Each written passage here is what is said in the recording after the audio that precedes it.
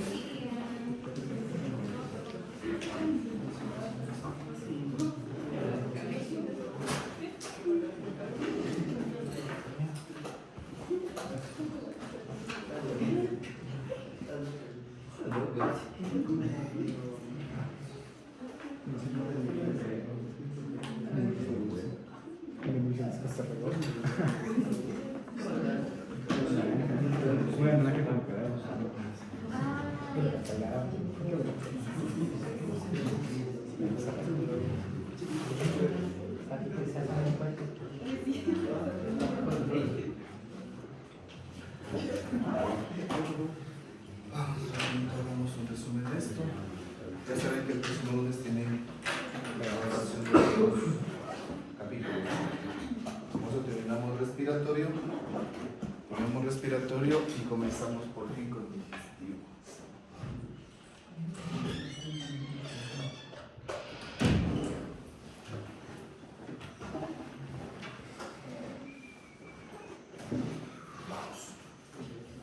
Muy bien.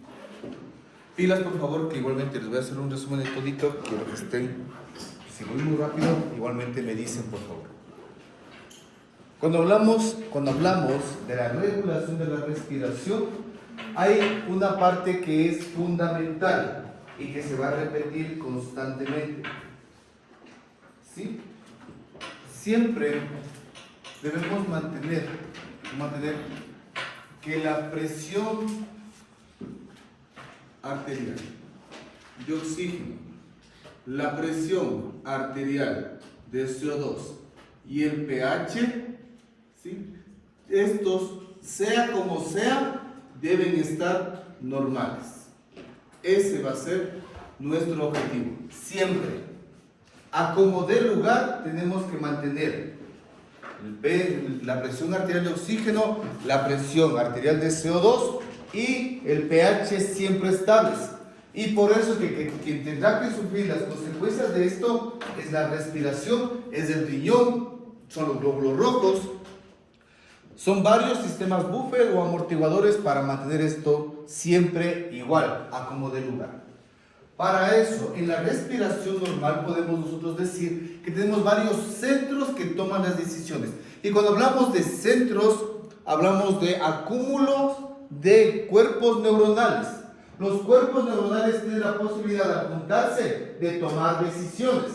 Y es así precisamente que tenemos tres centros que van a ser los necesarios para producir la respiración normal.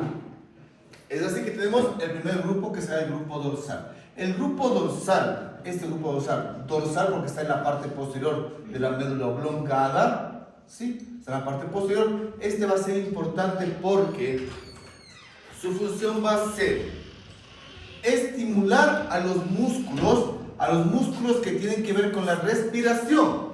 Es decir, estamos hablando de que de aquí van a salir los estímulos a través del nervio, a través del frénico, a través de lo que serán los músculos estriados, y todos estos van a provocar la contracción del diafragma y por lo tanto van a permitir la inspiración. Por lo tanto, este grupo dorsal se encarga de inspirar, de provocar metida de aire a la cavidad, a lo que serán los pulmones. Pero a este mismo le está llegando información de dos nervios, del nervio glosofaringeo y el nervio vago. Por favor, pilas con lo que te estoy diciendo. Tiene vías eferentes de salida hacia los músculos y tiene una vía aferente del glosofaringeo y del nervio vago. Pilas con eso. tenemos otro tipo de grupo. El grupo que va a ser el neumotáxico y el grupo ventral. Cuando hablamos nosotros del grupo neumotáxico, va a ser interesante porque este neumotáxico es inhibidor, pero de una rampa, de la rampa respiratoria. ¿Qué es la rampa respiratoria? Cuando nosotros estamos respirando y si nosotros estimulamos el nervio, estimulamos lo que será el nervio dorsal, o sea, el grupo dorsal, lo que va a provocar es que en tiempo, nosotros comencemos con el tiempo en segundos, ya vamos de volumen, comenzamos la estimulación y comienza a ir progresivamente aumentando la cantidad en el tiempo, la cantidad de volumen, porque estamos hablando de inspiración. Estamos metiendo, trata de meter mayor cantidad de aire, pero si esto se mantuviera, esto sería interminable el meter aire, porque se contraería más el diafragma, jalaría más los músculos y hay que decir hasta ahí nomás. Así que este centro neumotáxico lo que va a hacer es decir hasta aquí nomás. Te mantienes y ahora, hasta aquí se mantiene y ahora todo esto que se contrajo, ahora que se relaje. Es un inhibidor. Por lo tanto, relaja y permite la expiración. Permite la expiración. ¿Por qué también va a ser importante esta parte? Porque una cosa es de que yo tenga quien me permita meter el aire, tengo quien me permita inhibir y tener ya solamente un tiempo para la respiración y de volumen, sino que yo voy a tener un ayudador para las dos formas extremas. Estamos hablando de este centro ventral. Este centro ventral es un ayudador para todo lo que es extremo. Es decir, el grupo ventral permite, cuando yo necesito meter más aire, no les estimula el nervio dorsal. Es decir, para el volumen corriente me sirve el grupo dorsal y el grupo neumotáxico. Pero cuando yo quiero hacer inspiración forzada o expiración forzada, ingresa el ventral. ¿Sí? El ventral lo que va a hacer que se meta más aire o que saque aire en exceso. Es decir, me permite la inspiración forzada y la expiración forzada. Esperan que todo se ve. Después dirán que se pone bravo de gana. Entonces, estamos así, y esto quiere decir que esto permite acondicionarse a este grupo ventral, porque si yo necesito más meter aire, pues va a ayudar a una inspiración forzada. Es decir, me va a ayudar a que se contraigan más músculos para meter más aire. Si yo necesito, en cambio, una expiración forzada, lo que va a provocar es que se contraigan los músculos expiratorios. Hablamos de los músculos intercostales internos e íntimos, ¿sí? Para permitir y la contracción de los músculos abdominales para que estos logren sacar más aire que lo de glúteo. Eso es importante. Y quiero que le cachen, por favor, a esto. No se van a olvidar porque les pregunto rápidamente y me tienen que decir a dónde van. Muy bien, entonces comencemos con la regulación.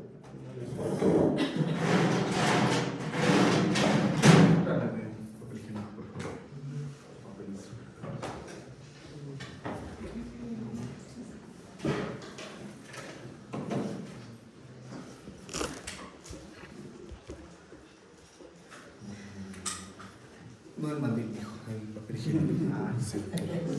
Sí, no.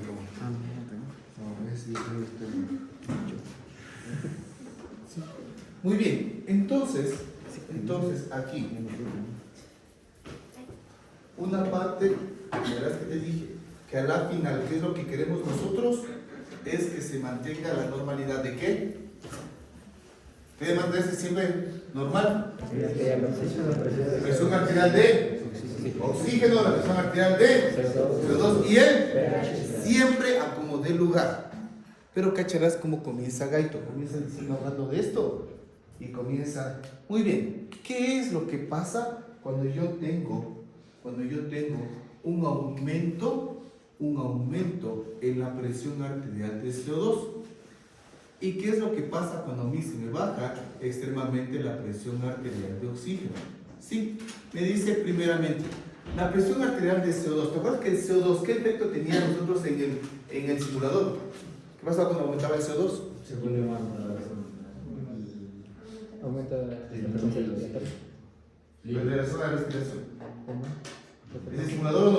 Sí. Sí, ¿te acuerdas que ponía, hacía un volumen ventilatorio pero bestial? Sí, se fregaba el paciente. Es decir, sí, nos permite regular. Y podemos decir que esta presión arterial de CO2 aumentado por encima de lo normal es un estimulante central.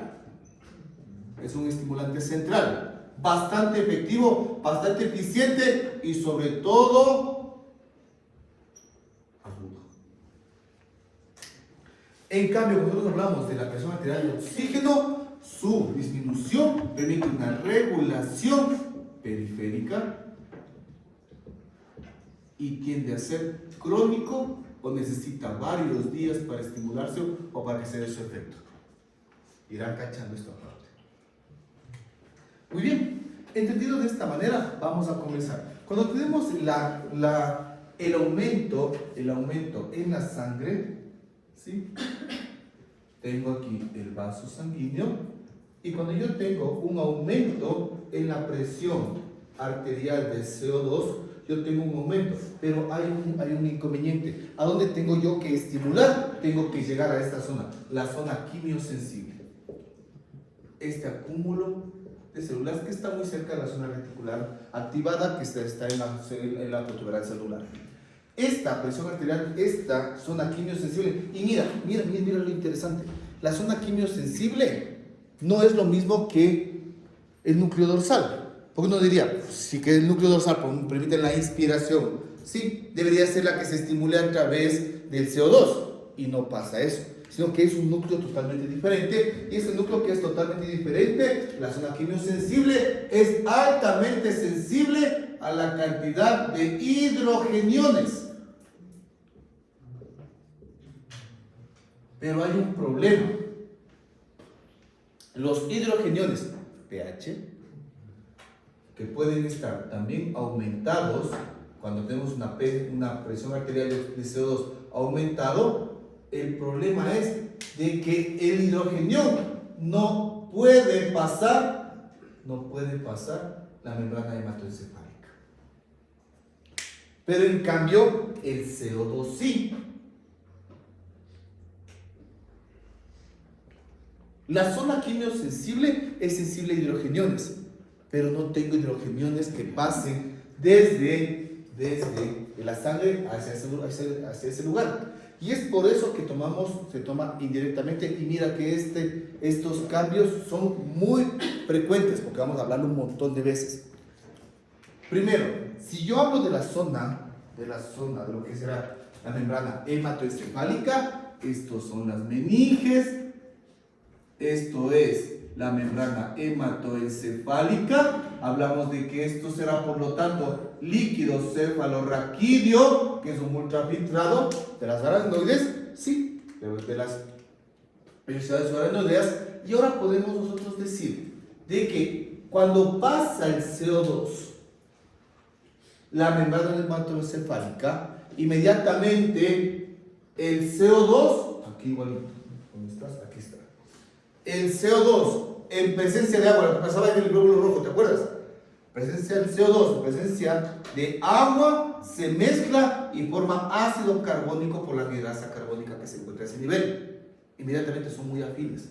E inmediatamente forman esta anhidrasa, sí, es ácido carbónico, y este es muy lábil. Y es muy lábil dividiéndose en dos, en bicarbonato e hidrogeniones. Ahora ya tengo los hidrogeniones, y estos hidrogeniones son los que van a estimular a la zona quimiosensible. La zona quimiosensible indirectamente permite la estimulación indirectamente, verás, indirectamente para el núcleo dorsal, provocando la estimulación a los músculos de la inspiración, y lo que va a provocar es un aumento en la frecuencia respiratoria. ¿Sí? Eso es lo que pasaba cuando aumentábamos el CO2, y lo que veíamos nosotros veíamos en el simulador. Aumentamos el CO2 con 1 o 2% y comenzaba a ventilar por montones. ¿Sí? Chévere. Pero hay un gran problema en esta parte, un gran, enorme problema. ¿Qué tan bueno es de que a nuestro paciente esté así? ¿Es bueno o malo?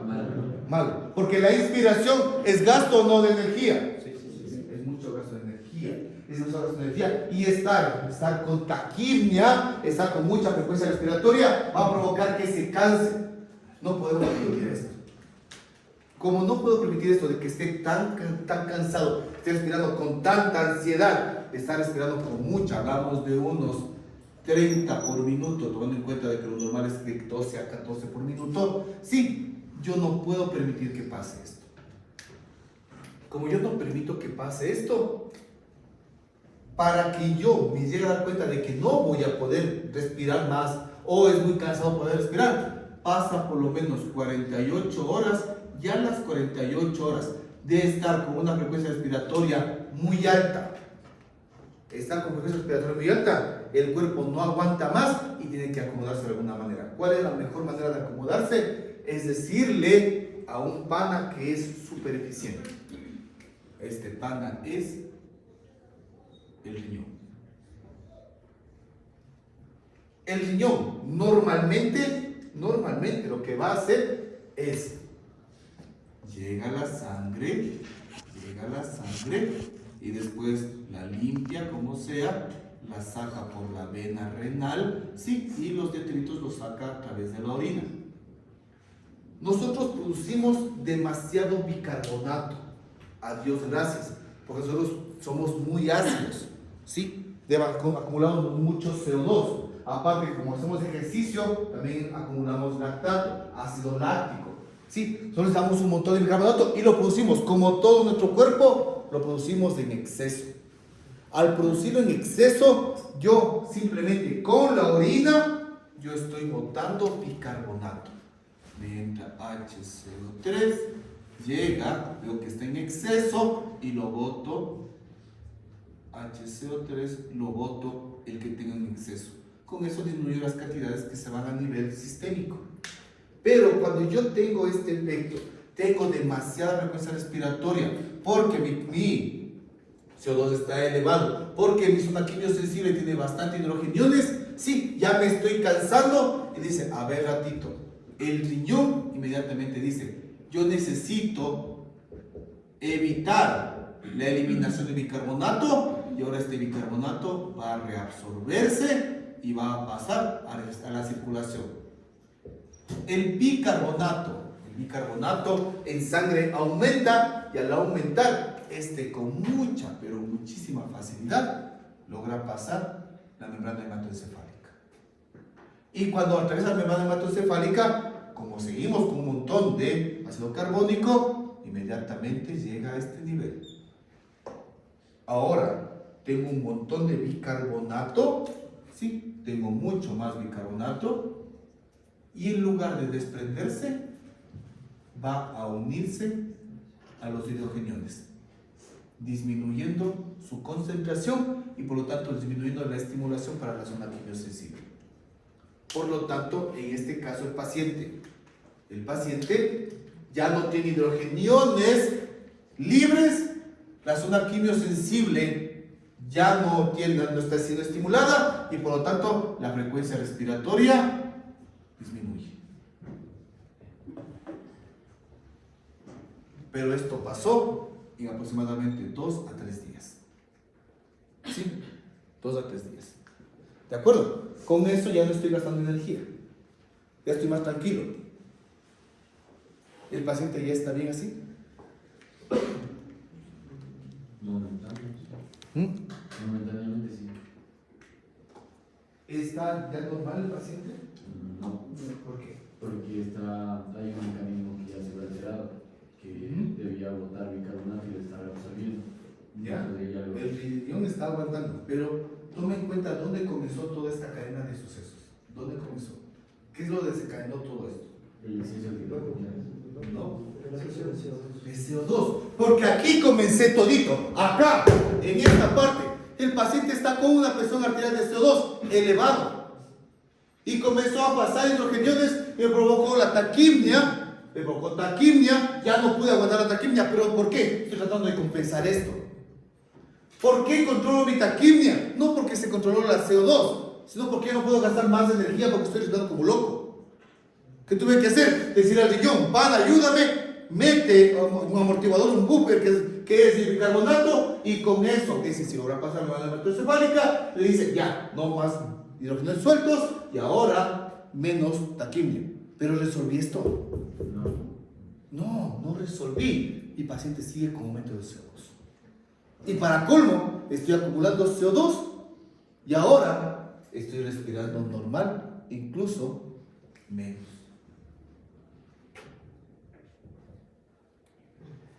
No he solucionado nada.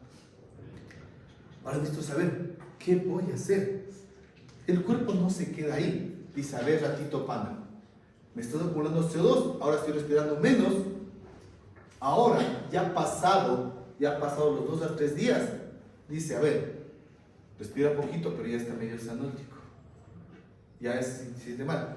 En ese momento comienza esto. Ahora comienza a haber una alteración en la presión de oxígeno. La presión de oxígeno disminuye. La presión arterial, aquí pongámosle entonces, como está en esta situación, la presión arterial de oxígeno disminuye. En esto va a ser bastante discutible, pero vamos a centrarnos con lo que dice Guyton. Guyton nos dice a nosotros de que cuánto es nuestra presión arterial de oxígeno. ¿Cuánto es nuestra presión arterial de oxígeno circulante?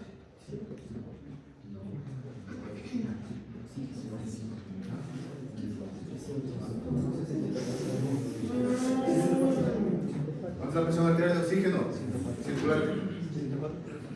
100, 104. No, pues 100. Es 100 porque se bajaba. Se bajaba por el cortocircuito del pulmón. Bajaba a 100, a 95. No era 104, porque se mezclaba con las venas bronquiales. Sí.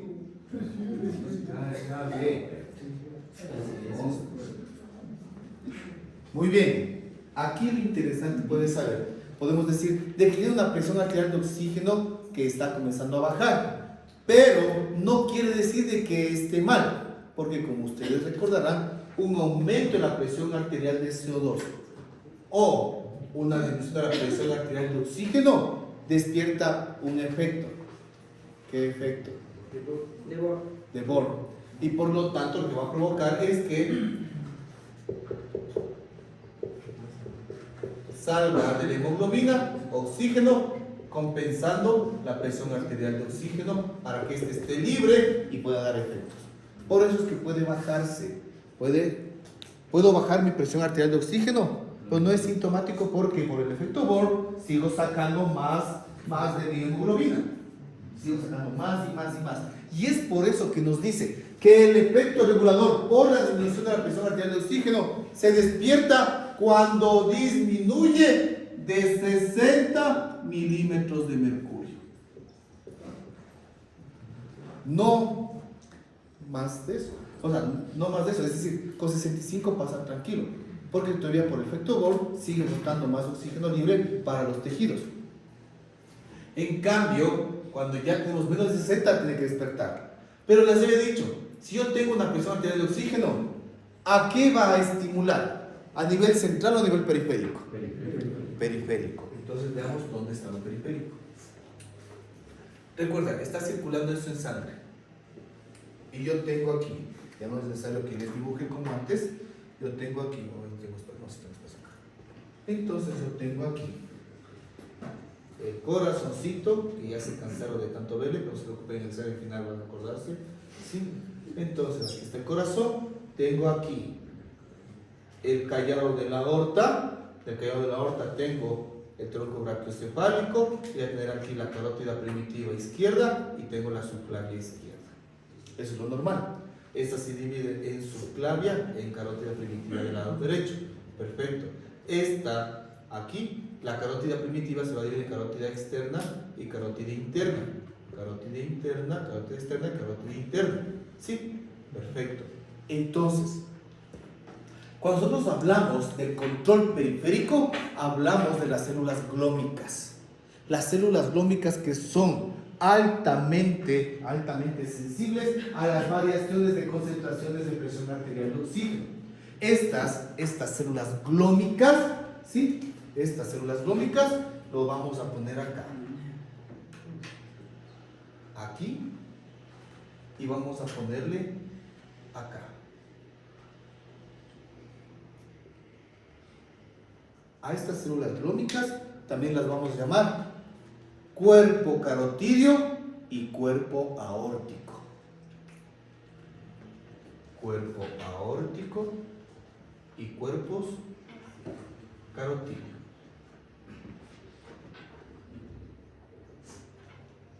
Aquí. ¿Por qué se localizan a ese nivel? Y estas prácticamente serán de esta manera. Si esto es la luz vascular grandota, sí, las células glómicas hacen esto. Están aquí y van a mandar sus receptores a la luz de la arteria.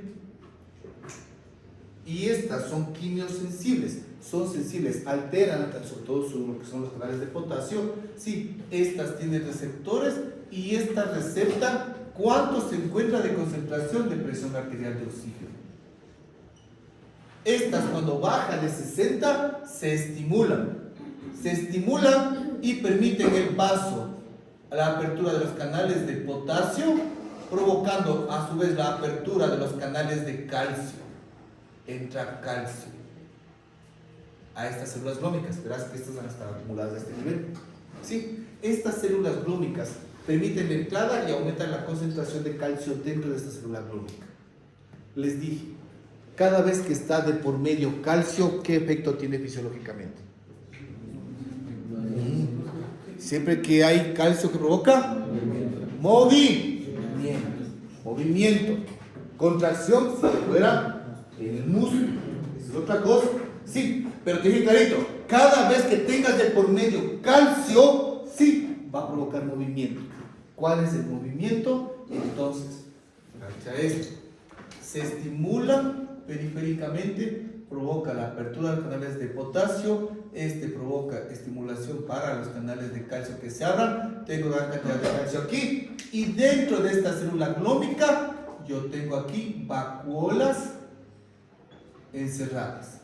Estas vacuolas encerradas, sí, tienen un neurotransmisor que en otros órganos es un dador de energía.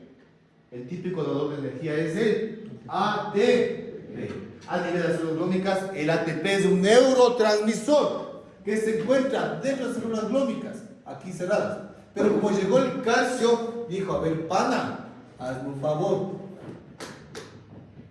únete a la membrana, camina a las membranas y ábrete y secreta tu neurotransmisor, el ATP como neurotransmisor. Pero ¿a dónde está transmitiendo? ¿A dónde está soltando? A la placa sináptica.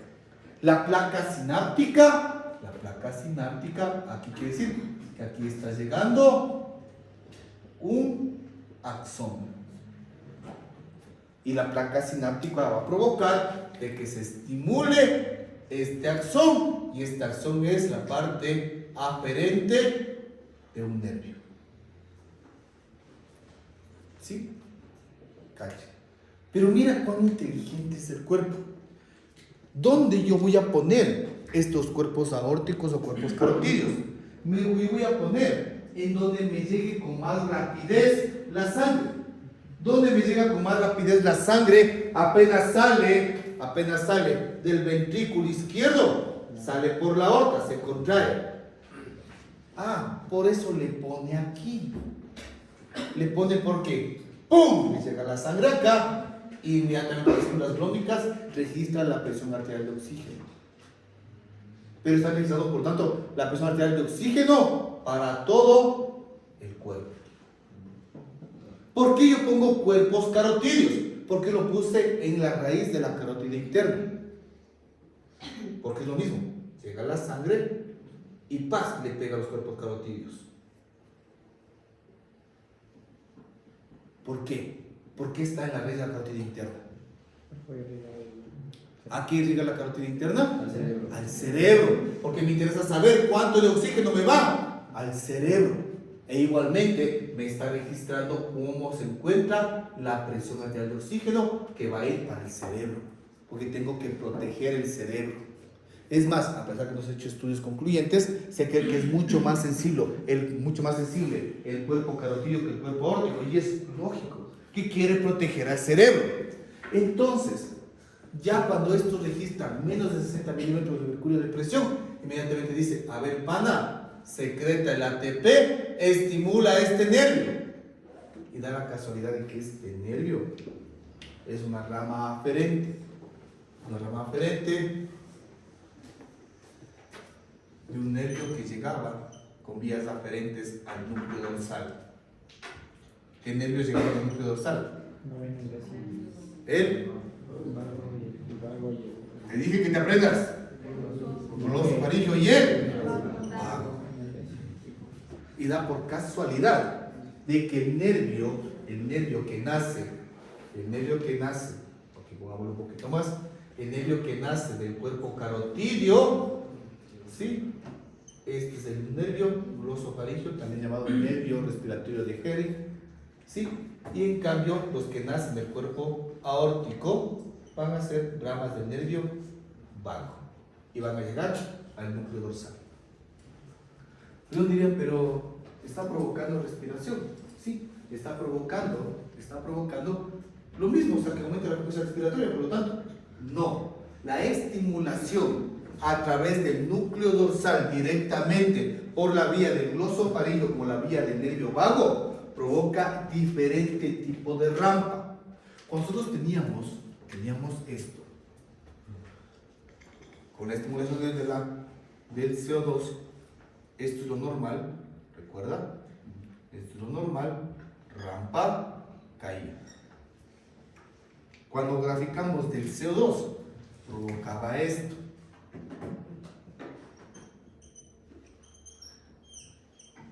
De esa manera. Pues aumentaba más frecuencia respiratoria a cada rato. Metía más aire, ¿sí? Y eso provocaba cansancio. ¿Qué es lo que hace cuando se estimula a través del oxígeno? Lo que va a provocar es el cambio esto.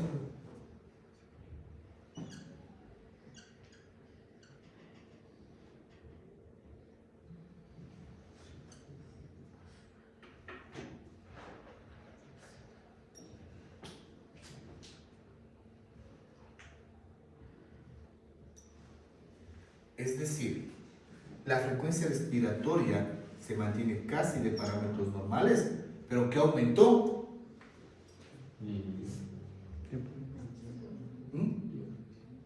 Si tengo el mismo tiempo, casi igual, para que no se confunda.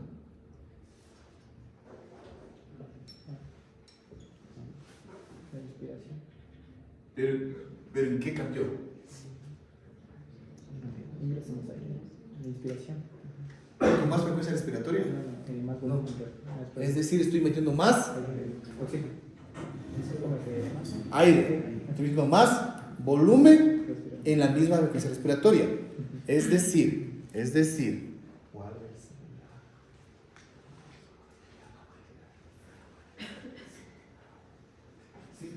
Entonces eso quiere decir de que estamos haciendo esto. Lo que hizo normalmente era esto. ¿Era normal? ¿Sí? CO2. ¿Sí? Oxígeno, en cambio, por estimulación de oxígeno.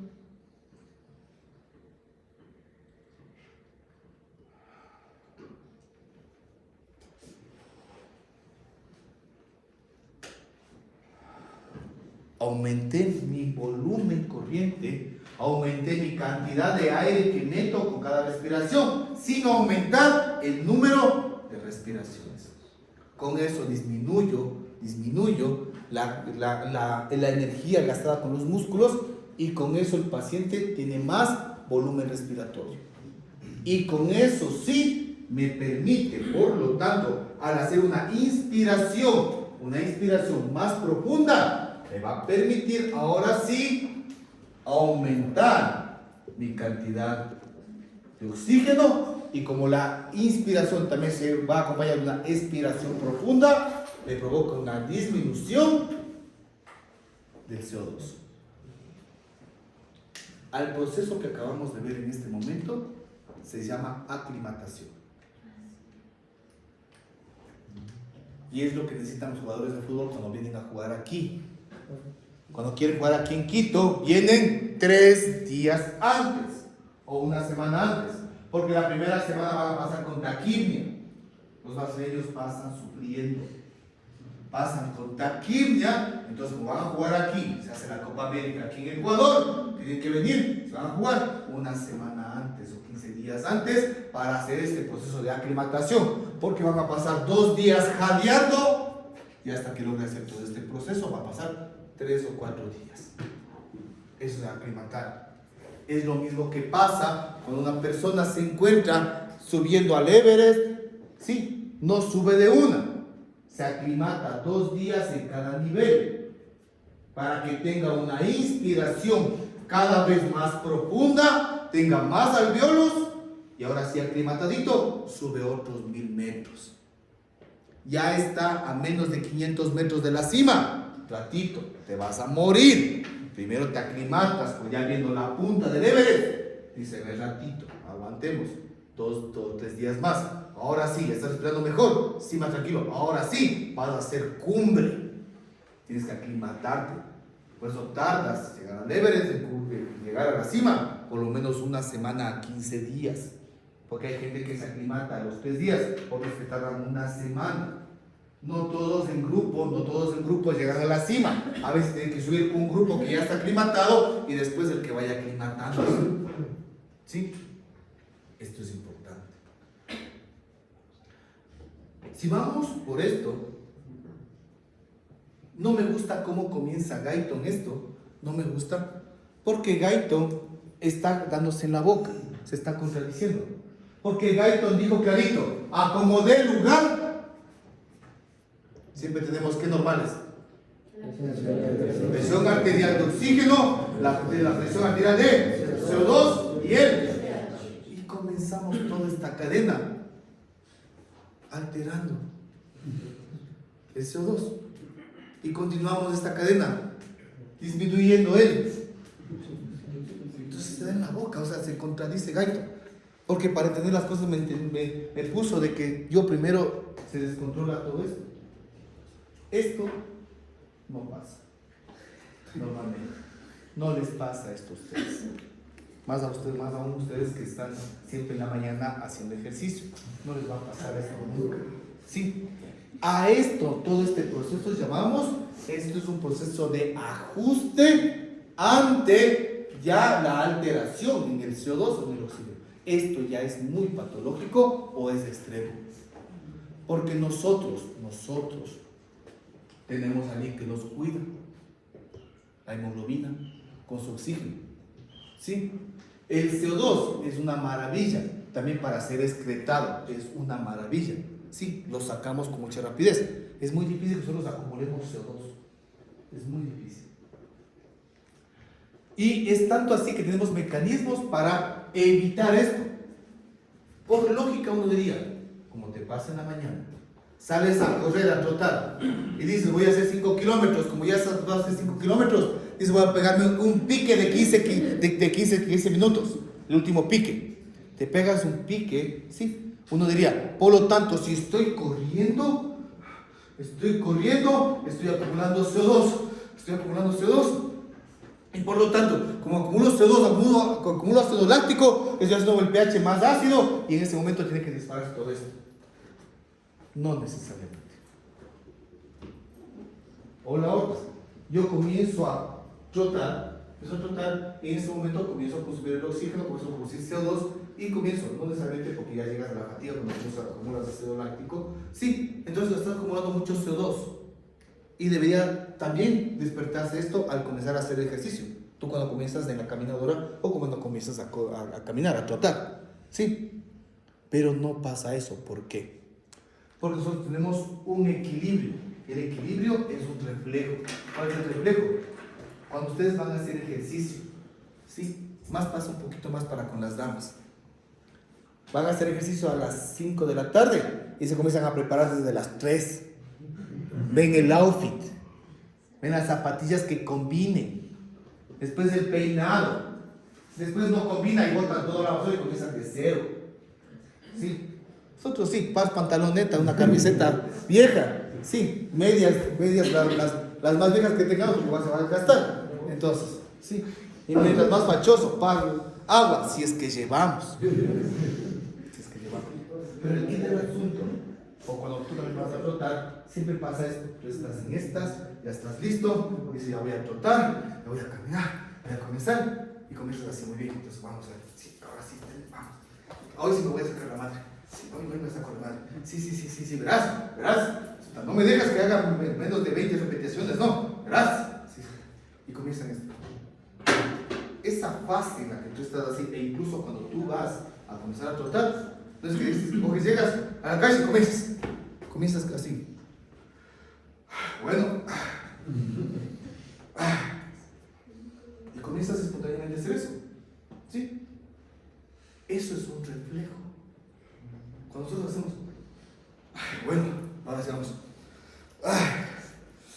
cuando tú haces esa inspiración forzada durante unos minutos, tú estás provocando esa ventilación aumentada profunda antes de trotar y tú provocas espontáneamente antes de hacer ejercicio de que tú no tengas lo normal que es 95 milímetros de mercurio, sino que tú provocas espontáneamente antes de comenzar a trotar, comienzas que llegue a 130 milímetros de mercurio y pero oxigenas. Bueno, vamos, se viene. Y a la pulsada también, al estar estando un poco más profundo, más rápido, haces de que la presión de CO2 durante ese momento también se baje bastante. Por lo tanto, tú al comenzar a trotar, a hacer ejercicio, estás con mucha cantidad de oxígeno y muy poca cantidad de CO2. Para que tú comiences a hacer el ejercicio, consumes lo que está en exceso, botas, ya tienes un montón de CO2 que has botado, puedes producir y por lo tanto eso permite que en el ejercicio normal, pausado, equilibrado, tú siempre mantengas tus parámetros normales. Pero comienzas a trotar y dices, como siempre, 5 kilómetros, hoy voy a hacer 6. Y en ese kilómetro te saca la madre. Ese comienzas a no se puedo, 100 metros. Y estás ahí con los ojos que se te salen. Ahí, cuando ya comenzaste a llegar al fallo, es cuando comenzó a acumularse tu ácido láctico provocándote acidemia. Comenzaste a faltar, a aumentar demasiado CO2, comenzaste a disminuir tu oxígeno, comenzó a bajar de esta cantidad y ahí comenzó todo este proceso. Es solamente en el exceso. Cuando ya te pasaste, cuando estás enfermito, cuando tienes neumonía, ahí se despierta todo este tipo de reflejos. Caso contrario, siempre se mantiene esto normal. ¿Capisci? Muy bien, si seguimos con esta parte, también nos podemos nosotros decir de que yo dependo, y mira, y cachar esto, para la regulación de los cuerpos carotídeos y cuerpos aórticos, no solamente necesito de que esté una concentración baja de oxígeno, sino que también estoy dependiendo de este pana, que camelle bien, de que me mande una buena cantidad de sangre. Porque si me manda una buena cantidad de sangre y me llega al cuerpo aórtico, al cuerpo carotídeo, estos pueden detectar si es que está alto o bajo la presión arterial de oxígeno. ¿Sí? Oiga, Doc, y si es así, ¿qué pasa con los panas que tienen insuficiencia cardíaca congestiva? Los cuales el corazón se contrae pero no es eficiente. Doc, ¿y qué pasa con los que tienen un accidente cerebrovascular y por lo tanto sus centros nerviosos no están bien. Porque yo necesito, para que toda esta regulación se dé, necesito que esté el coco esté bien y que también esté bien el guacho.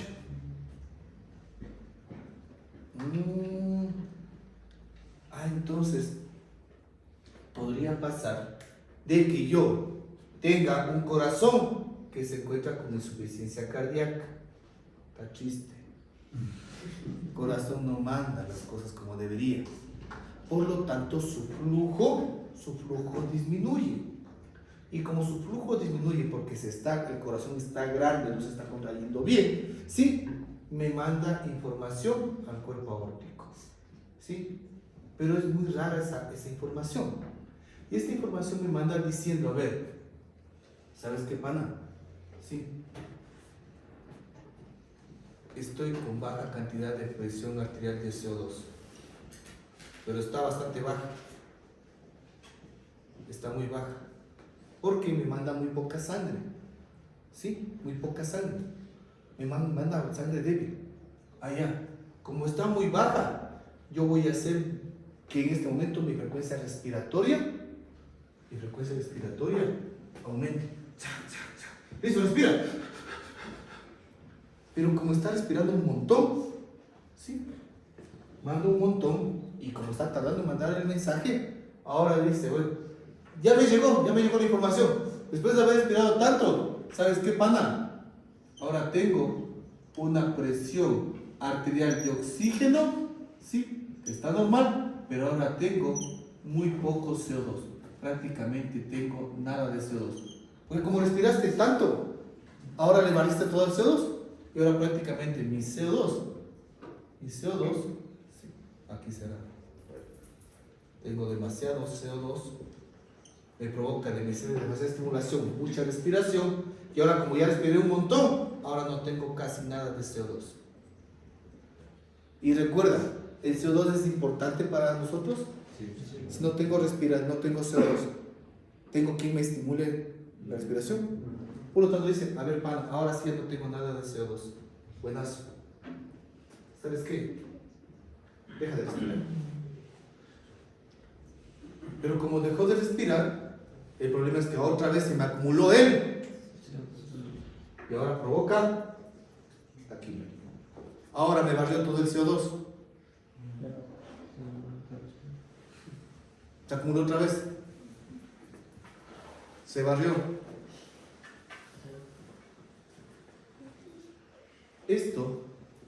Este tipo de respiración se llama respiración de Cheyne-Stokes. La respiración de Cheyne-Stokes es secundaria a una lesión, sea esto a nivel del bulbo raquídeo o secundaria a una lesión cardíaca que provoca que el flujo sanguíneo llegue muy tardíamente a los receptores químicos periféricos del oxígeno y del CO2. ¿Sí?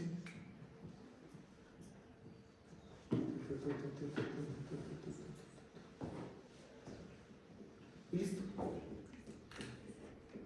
Se acabó el capítulo. Son como 8 o 10 hojas resumidas en una sola. ¿Cachai?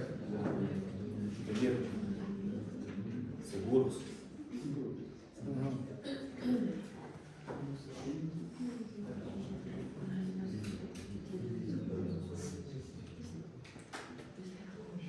¿Capisci? Tomar fotos, videos. No me harán más stickers con tanta foto que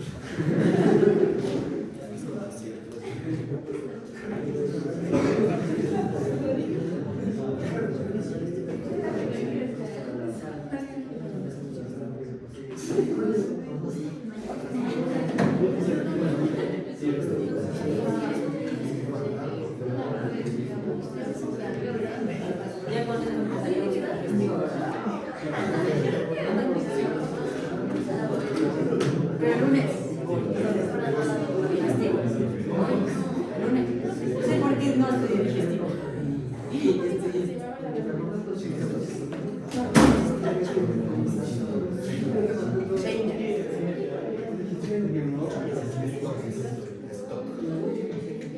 Listo, nos vemos lunes prueba. Chain. No es.